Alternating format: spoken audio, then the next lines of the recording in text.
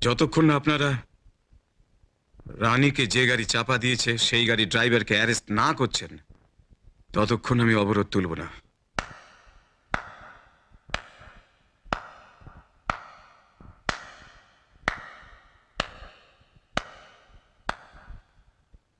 কে তুমি? আমার নাম রানা মিত্র। আপনার এলাকায় নতুন এসেছি।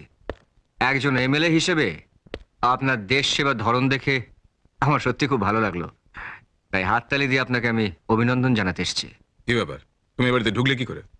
আপনি যেরকম জনগণকে ধাপ্পা দিয়ে নেতা হয়েছেন, আমিও সেরকম আপনার দরবানকে ধাপ্পা দিয়ে এই বাড়িতে ঢুকে পড়েছি। কি চাই তোমার? আপনার সহযোগিতা। আপনার তো তিনটে গাড়ি, যে কোনো একটা ড্রাইভারকে বলুন যে দয়া করে আমাকে একটু প্ল্যানেট অব্দি পৌঁছে দিতে।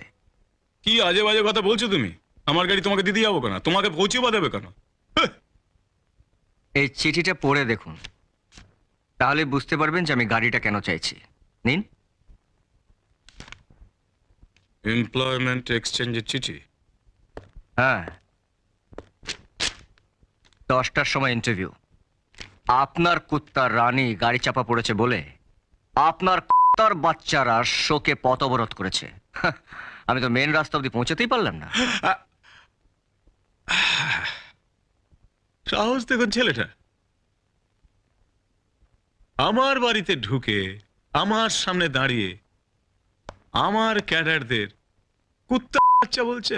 কি করব স্যার, পেটে লাথি বললে তো গল করে সত্যি কথাটা মুখ থেকে বেরিয়ে যায়। 9:30 বাজে স্যার, আপনার ড্রাইভারকে বলুন এরপরে চাকরিটা না হলে কিন্তু আমার ফুল ফ্যামিলির দায়িত্বটা আপনাকে নিতে হবে।